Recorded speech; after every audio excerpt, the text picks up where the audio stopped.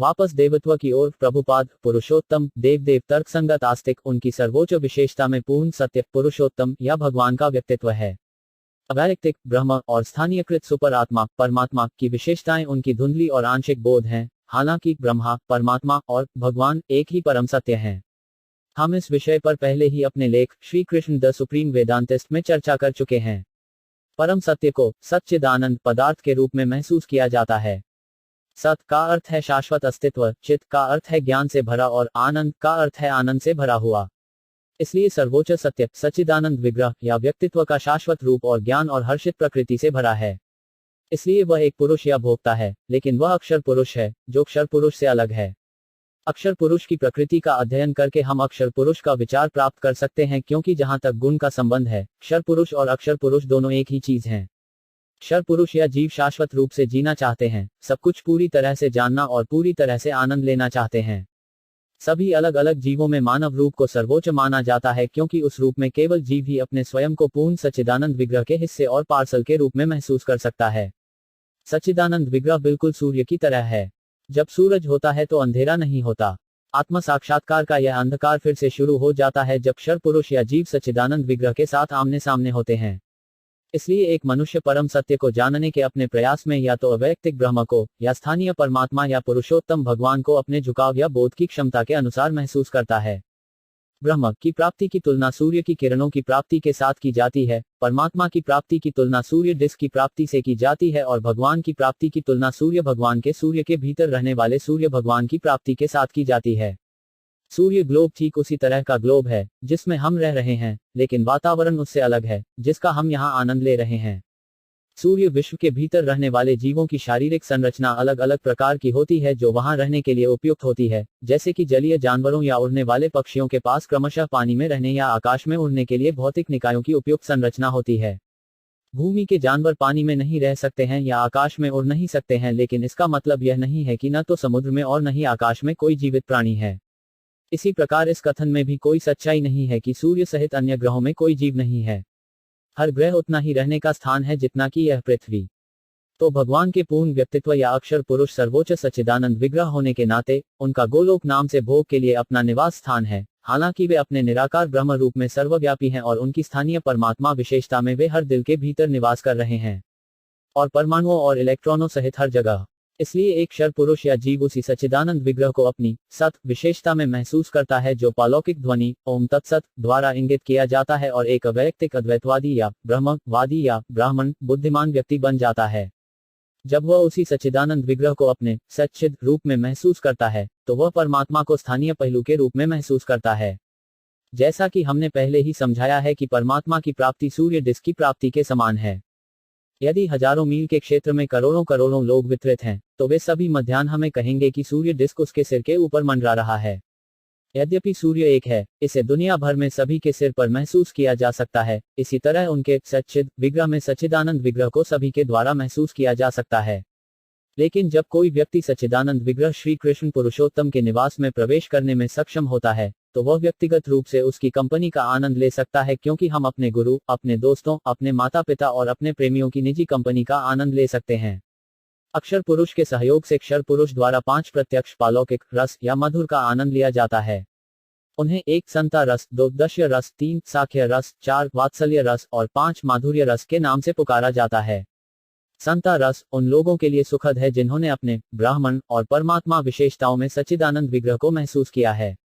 लेकिन अन्य रस अर्थात दश्य आदि श्री कृष्ण पुरुषोत्तम के भक्तों द्वारा सुखद हैं।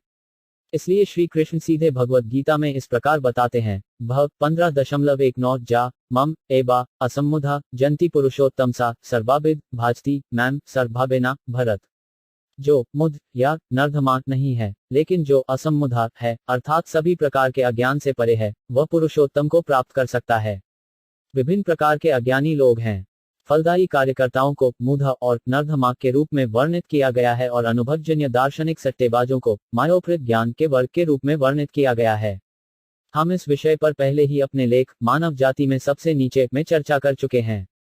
अज्ञानी पुरुषों के इन 2 वर्गों के अलावा अन्य भी हैं जिन्हें दुष्कृतिना, अशुरी, भवंपना आदि के रूप में वर्णित किया गया है।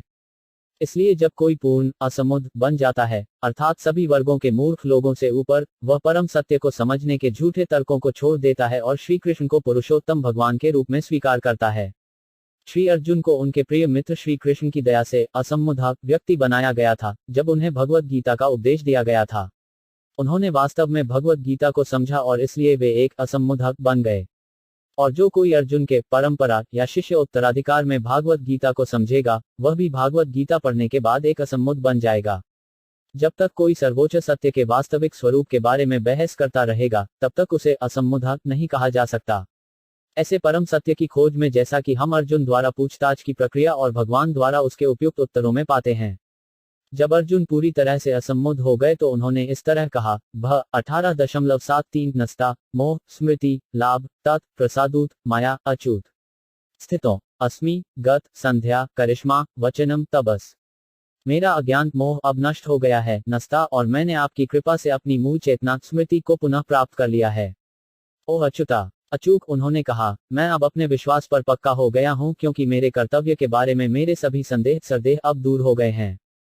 अब मैं तुम्हारा आदेश पूरा करूंगा। यह असम्मुद्ध होने की अवस्था है और इस अवस्था में केवल श्री कृष्ण को ही सर्वोच्च भगवान के रूप में स्वीकार किया जा सकता है।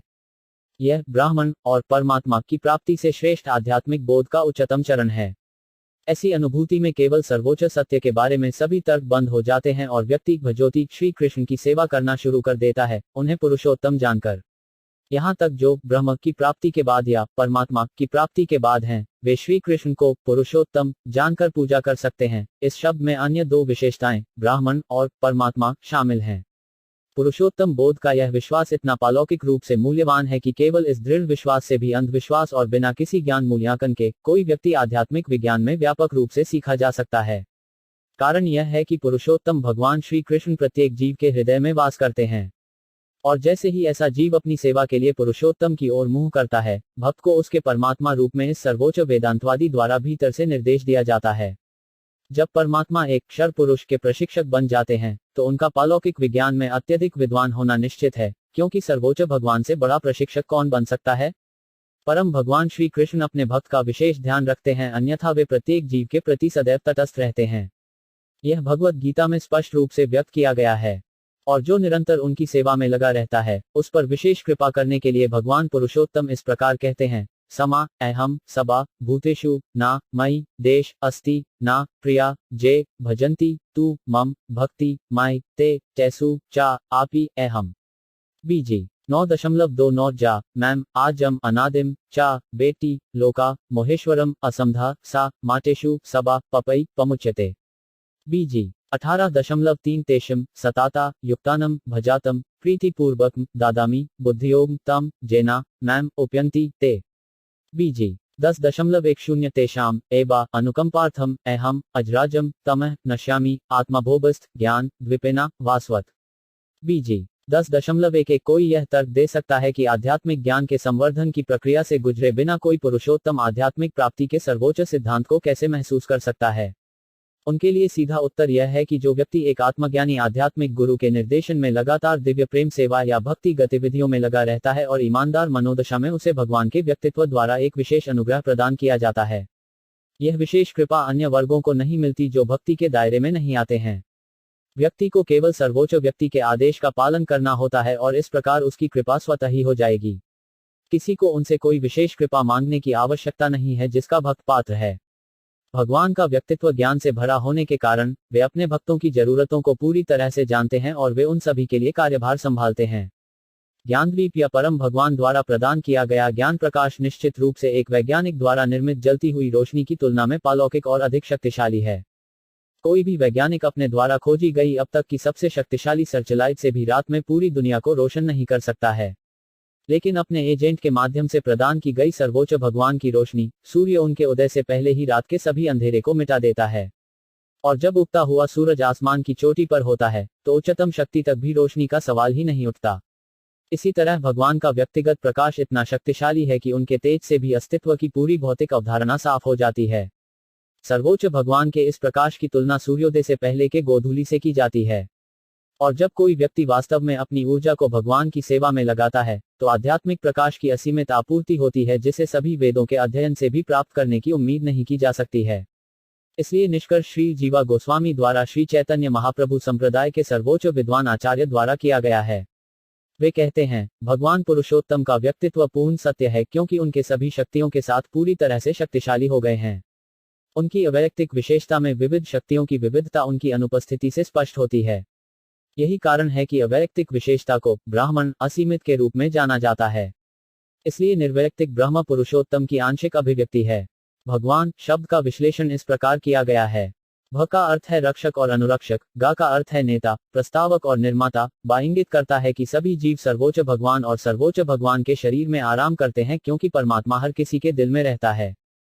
भागवत शब्द असीमित ज्ञान, ऊर्जा, शक्ति, ऐश्वर्य, प्रभाव और गतिविधि से पूरी तरह से लैस होने का संकेत देता है। और ये सभी गुण भौतिक गुणों के किसी भी रंग के बिना पालौकिक हैं। रक्षक का अर्थ है जो पालने और बसने वाला। नेता का अर्थ है भक्तों का स्वामी और भक्ति सेवा का भोक्ता। वह अपने भक्तों को विशेष दया के साथ कृपा करने के लिए अपने दिव्य निवास में ले जाते हैं। जब हम निर्माता कहते हैं तो हमारा यह मतलब नहीं है कि वे इस भौतिक संसार के निर्माता हैं। यह भौतिक संसार उनकी असंख्य एजेंसियों में से एक द्वारा बनाया गया है और प्रकृति या भौतिक प्रकृति उनमें से एक है। व्यक्तिगत रूप से वे अपने भक्तों के दिव्य गुणों का सृजन करते हैं। भगवत गीता में इस प्रकार कहा गया है, माया अध्यक्षेण प्रकृति सुयते सच्चरा हेतमुना अनेना कौतेय जगत विप्रबोधते। मेरे निर्देशन में प्रकृति ही प्रकृति के भीतर सभी चल और अचल वस्तुओं की रचना करती है और इसी कारण से केवल इस प्रगतिशील ब्रह्मांड की गति चल रही है। तो सभी सामग्री के साथ भौतिक दुनिया का निर्माण उनकी एजेंट प्रकृति के माध्यम से उनके निर्देशन का परिणाम है। लेकिन जहां तक भक्तों के दिव्य गुणों का संबंध है, वे व्यक्तिगत रूप से भक्त का नेतृत्व करने के लिए अनुकूल परिस्थितियों का निर्माण करने में रुचि रखते हैं। तेषम इवा अनुकंपार्थम अहम अजंजम तमः नश्यामि आत्मभस्त ज्ञान द्वेपेना वास्वत। इस श्लोक की व्याख्या हम पहले ही कर चुके हैं। जहां तक संसार का संबंध है, वे एक प्रकार से इसमें उदासीन हैं क्योंकि वे अपनी आंतरिक शक्ति से सदैव प्रसन्न रहते हैं। भौतिक दुनिया इस बाहरी शक्ति का उत्पाद है और जीव उसकी सीमांत शक्ति हैं। लेकिन यद्यपि वे भौतिक संसार के मामलों की तरह व्यक्तिगत रूप से उदासीन हैं, केवल भौतिक प्रकृति के साथ उनके समन्वित संबंध को बनाए रखने के लिए वे अपने पूर्ण भागों में स्वयं का विस्तार करके उसी की रचना, पालना और विनाश को बनाए रखते हैं।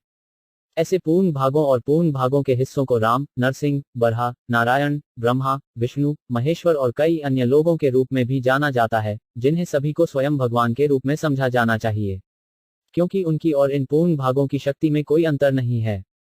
अंतर शक्तियों के प्रकटीकरण के मामले में है। सभी कारणों का कारण या आदि भगवान पुरुषोत्तम श्री कृष्ण अपने संभावित भागों, जिन्हें जीव या जीव कहा जाता है, को गर्भवती करके इस भौतिक संसार को जीवंत करते हैं।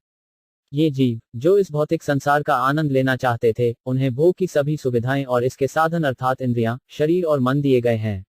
और इन भौतिक मामलों के प्रबंधन को नियंत्रित करने वाले पूर्ण भाग को परमात्मा के रूप में जाना जाता है।